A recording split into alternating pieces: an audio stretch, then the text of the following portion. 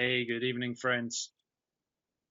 Glad that you could join tonight. And just as you're coming in live, just go ahead and start sharing this. For those of you that didn't see earlier, I shared an important news story regarding the risk assessment for Enbridge Pipeline 5.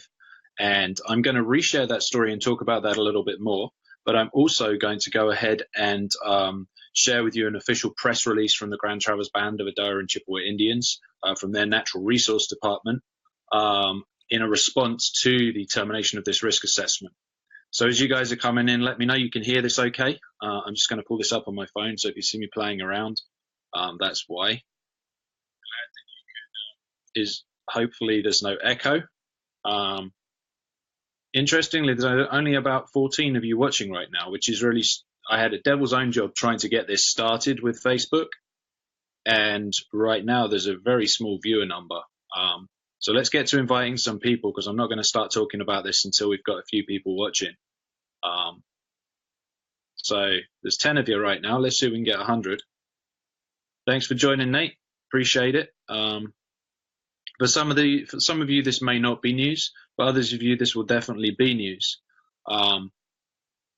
Tag some of your friends, anyone that you know is interested in shutting down Line 5. That's the 64-year-old Enbridge pipeline that sits on the bottomlands of the Straits of Mackinac. Was given a 50-year lifespan and is well past its retirement age, as Lee Sprague would say. So it needs to have its retirement party. And there's been a pipeline safety advisory board that's been put in place. One of the things that was due to come out very shortly was a risk assessment and an alternatives analysis. Now, these are the two documents that are going to be used to determine what's next. So I'm going to go ahead and share my screen with you guys. I know there's some other things going on tonight. First off, what I will do is I will show you the statement from the Michigan Department of Environmental Quality. And this was the press release from earlier today. And it talks about how the state has terminated the independent contract for analyzing Line 5 risks. Now, the company to do this contract was called DNVGL, and they failed to follow a conflict of interest rule. And the second contractor's alternative report continues. So the one that's being terminated is the risk analysis. The alternatives report still continues. I'm going to read this press release to you as you're joining. And this is: the state of Michigan today terminated a contract with Det Norsk Veritas Inc., DNVGL. This is actually a Norwegian company, and the firm that were preparing a risk analysis report on Enbridge Pipeline 5 below the Straits of Mackinac. The contract was terminated prior to the draft report being delivered to the state's project team. Now, for those of you that have been following this, you know that the project team is a combination of the Michigan Department of Environmental Quality, the Department of Natural Resources, the Attorney General, and the Michigan Association of Energy are some of the key players in this. Now, within the last month, the state's project team became aware that an employee who had worked on the risk analysis at DNVGL subsequently worked on another project for Enbridge Energy Company, Inc., which owns the Line 5 pipeline. That was done while the risk analysis was being completed. This is a violation of the conflict of interest prohibitions contained in the contract. We took the initiative to terminate the contract based on our commitment to the complete integrity and transparency of this report. Ultimately, the state will have to decide how to proceed with Line 5, and we can't do that if there's any doubt regarding the nature of the information, said C. Heidi Gether, Director of the Michigan Department of Environmental Quality. The evaluations of Line 5 were supposed to be independent, not tainted by outside opinions or information, and that's not what happened.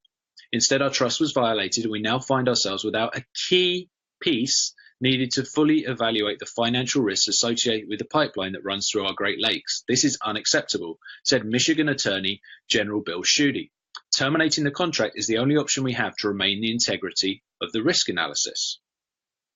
Now, DNVGL was hired by the state in 2016 Following an extensive request for proposal process, including review and selection by a team with diverse technical backgrounds, the contract requires that DNVGL employees working on the risk assessment maintain complete independence from any other project involving Enbridge during the term and length of the contract.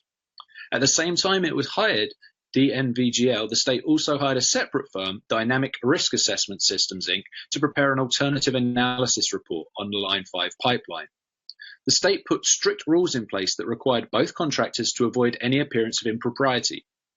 We're disappointed that those requirements were not followed by DNVGL, as that rendered the work essentially unusable to us, said Valerie Brader, Executive Director of Michigan Agency for Energy. That led us to making today's decision to terminate the contract.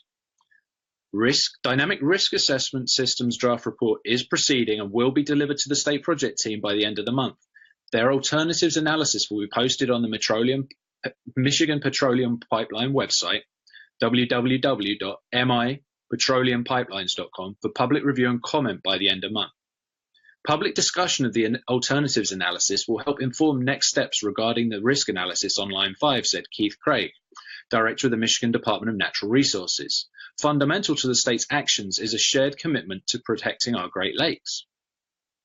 Representatives from Dynamic Risk Assessment Systems will present their findings to the public on the 6th of July, beginning at 5 p.m. at Holt High School, 5885 Holt Road, Holt, Michigan.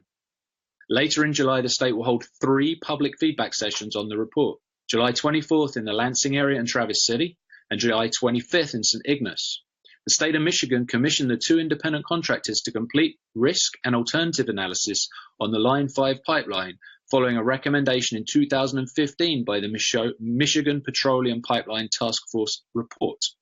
Now, what I'm going to share with you right now is, as you guys are well aware, the Grand Traverse Band of Ottawa and Chippewa Indians, one of the federally recognized tribes in Michigan, have a resolution to decommission and take out Pipeline 5. So what they've done today is they have come up with a press release themselves in response to this. And we're going to go through that, and then we'll talk about some of the other things around this. So this is the Grand Traverse Bands of Ottawa and Chippewa Indians Natural Resource Department in Suttons Bay, Michigan. And this was put together by Desmond Berry, their Natural Resource Department manager. And it's regarding the state of Michigan's decision to terminate risk analysis regarding Enbridge Line 5. The Grand Traverse Band of Ottawa and Chippewa Indians, GTB, discovered via a public press release from the Michigan Department of Environmental Quality, MDEQ, that the risk assessment for Enbridge Pipeline 5 was terminated with immediate effect. The report stated that this was due to an employee of DNVLG, the firm preparing the risk assessment report, who had violated a conflict of interest prohibition contained in their contract. While we are pleased to see this brought to light to avoid the potential of a biased report, we are very alarmed at the timing of this decision. It's hard to understand why a properly vetted project, which was started in 2016, could get derailed at the 11th hour, days before the draft report was due to be released. This is clearly a huge setback in our efforts to shut down and remove Pipeline 5 from the Great Lakes. We call on the Michigan Attorney General, Bill Schuette, to invoke his authority and terminate the 1953 easement due to the numerous documented violations Enbridge is responsible for. The people of the state of Michigan have waited long enough for the legislators to stand up against corporate interests and protect our Great Lakes. Throughout this process, there have been token efforts at tribal consultation, and in light of the recent events, we're demanding our rightful place at the decision-making table. As a sovereign nation, with federally court-affirmed treaty rights, this is not something that should be up for debate. GTB has been and will continue to be the protectors of water and our Mother Earth, and will not be distracted by this action. We will continue to work tirelessly at decommissioning Enbridge Line 5. So there's a couple of things in here I'd like to highlight. One is that the Michigan Attorney General, Bill Schuette, has the ability right now, today, to stop oil flowing through the Enbridge pipeline, because Enbridge are out of compliance with the easement granted in 1953. One of the major points in that easement that they have documented violations of is the anchors. This pipeline is supposed to have every 75 feet anchors. However, there are stretches of the pipeline for over 200 feet that do not have these anchors in place. That alone is a violation of the easement and gives Michigan Attorney General Bill Schuette the ability to stop this pipeline right now. Now, I will show you something from the original press statement here from the DEQ. And today, so you know, I made phone calls to all these people and desperately tried to get hold and have some comments from them. Unfortunately, the only person I got hold of was Nick Asdenfelt, and he is the Michigan Agency of Energy, Public Information Officer. And he did get back to me regarding trying to get me in contact with DNVGL, the company who were the independent contractor that had the violation of their contract. And unfortunately, they didn't have able to supply me that information. As I stated earlier, this is a Norwegian company. I made some calls to Norway, but it was too late because it was about 6 o'clock at night there by the time we made those calls. However, I have managed to track down a couple of the people that are actually working for DNVGL as part of the team. And I did have a phone call with one of them who was unable to make any comment to me whatsoever. However, did pass me on to their media relations person. Her name was Rachel Carmichael, and I have a voicemail out to Rachel to get back in contact with me. I have also been on the phone with the Michigan State Representative Youssef Robai this afternoon and asked him about his response to this. And without any official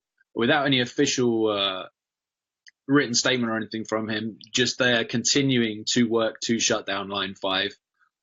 He's been a huge supporter of this, as has the Republican Senator Rick Jones. And I also spoke to Rick Jones today about potential next steps, maybe some ways to get our hands on this report, even though it has been claimed to not be completed, and even though it's not going to be used. And he will do what he can on his end and stay in contact, and we'll compare notes and see if there's any way we can get our hands on that report, to look at that report. Who knows why this happened? I'd like to point out a couple of things, though, that are really alarming about the timing. This team was put together in 2016.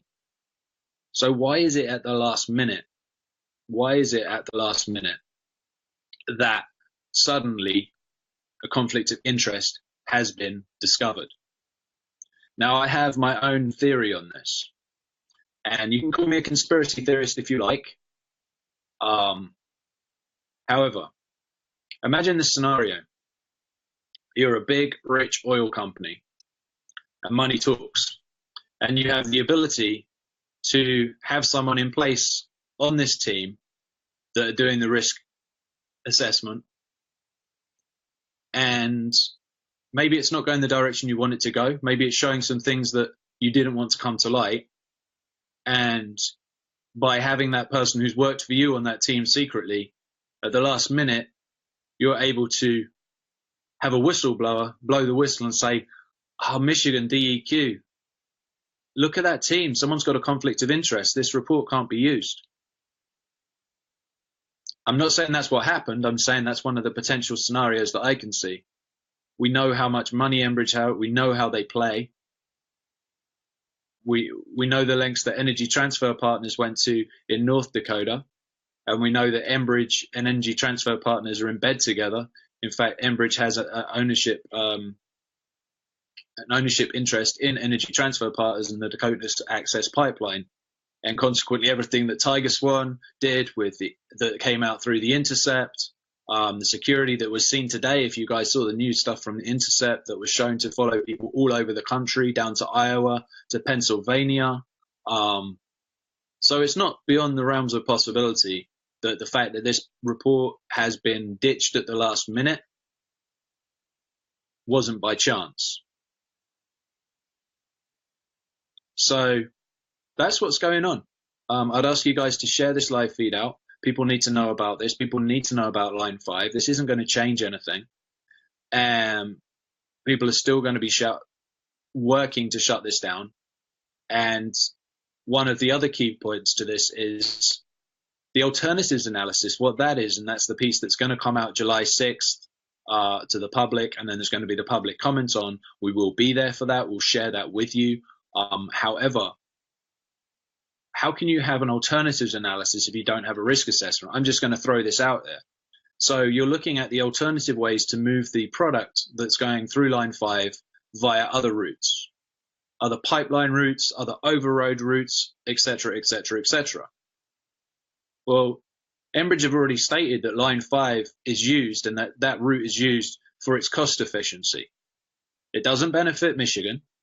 It takes from Wisconsin Superior and takes it to Sarnia. So the only reason the route that it goes right now is for financial reasons. So if you're Enbridge and there's an alternatives analysis done, there's going to cost more money to move products in a different way, and there is no risk assessment, surely you're just going to say, well, that's fine, but our pipeline's safe. We've told you it's safe. We've done our hydrostatic test. Look, it didn't leak. We go and do these dog and pony shows with pieces of our pipeline to show how amazing it is. We also help the schools up in the Upper Peninsula in the UP. We give money to the schools to help them. We give money to other places. We buy politicians. So we're not going to accept an alternatives analysis because no one's shown this pipeline's a risk anyway. So you're going to have to do a risk analysis. So it would seem that just by my logic and my personal opinion, that's all I'm stating, is that this is going to set this back by maybe a year, maybe 18 months. So meantime, what needs to happen is pressure on Attorney General Bill Schuette, because he has the power right now to shut this down. And there's a lot of opposition to this. So we all need to work together to keep getting that message out there and to do what we can to try and get bills into the Senate and into the House. So I'm just trying to read some of these comments here. On a totally different subject. You guys have been following something else as well, which isn't related to Enbridge, but I've just seen a message that says Kathleen Bennett, the water protector who was been in jail for alleged elder abuse and extortion from her mother, which is some horrible trumped up charges from everything I've seen. She has been freed. She is out of jail. That's all I know right now. I'm sure if you go to 88.1 FM Fargo Moorhead Radio with Cindy, Cindy has all the news on that. She's been working very, very hard on that. I'll endeavour to find out more about that, but that is fantastic news. We needed some good news today because that risk analysis being binned in the last minute was very alarming. It was very, very disappointing for many people that have been working on this. I know the Oil and Water Don't Mix have put out statements with Flow for the love of water. I know there's a public comment period that is currently open still regarding Enbridge Pipeline 5, so you can go and make your public comments, and maybe next time we'll show you how to do that. I might be able to find that right now if you give me a second. Let's do that live. I'll show you how you find it. So I'm going to share my screen again. This might go horribly wrong, guys. We'll see. I'm flying by the seat of my pants.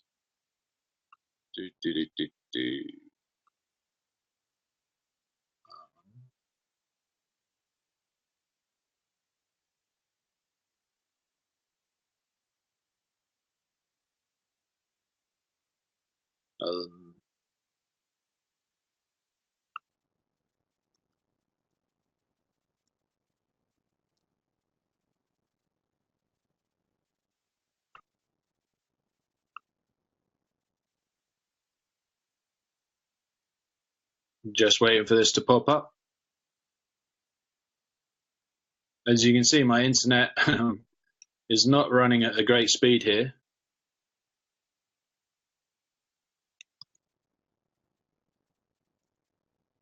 This might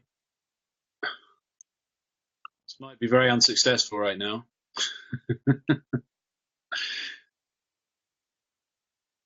but that's fine. We can talk amongst ourselves. If anyone's got any questions, you can put them into the comments. I'm looking on my phone, which is why I'm looking down right now. Feel free to go ahead and ask any questions. And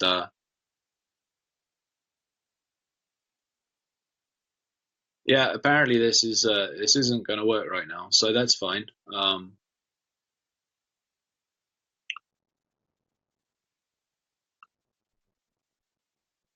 That didn't work at all. So I am going to go ahead and end this. Obviously, there's a lot going on. If you guys want to go and jump on and find more out about Kathleen Bennett being out of jail, I recommend you go and do that. If you guys can share this and talk about this and keep getting this in the news, and make sure you go and support the GTB official Protectors of Mother Earth page. It's very important that they get a lot of support. They're doing a lot of work on this. Let's put our heads together and figure out how we can stop this.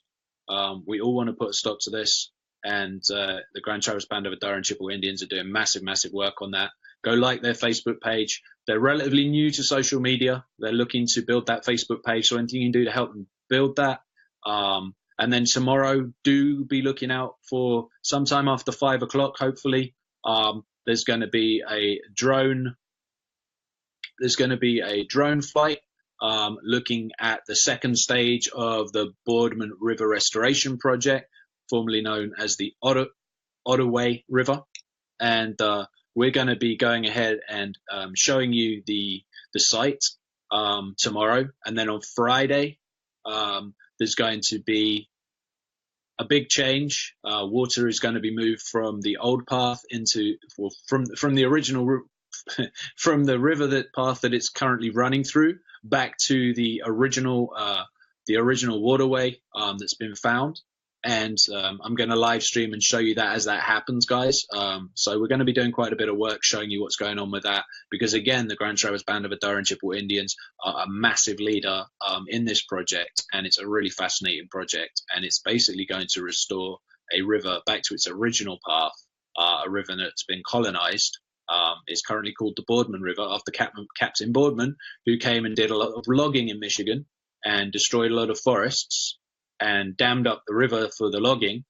And then there were hydroelectric dams for a while, and they are currently being taken away, and the river is being restored back to its natural route, back to where the Ottawa River ran for thousands and thousands of years. So it's really exciting to be involved and show you guys that too. So it's not all bad news today. This is a setback in the Pipeline 5, but it doesn't mean the fight's over.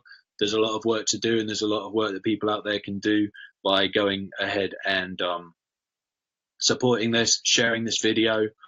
Chris Ingro has put the link in the comments for the GTB Protectors page. I will put it in the description of this video as soon as I finish this live stream. And thanks so much for joining, guys. I'm going to drop out for now. We'll be back again tomorrow. Take care. Bye-bye.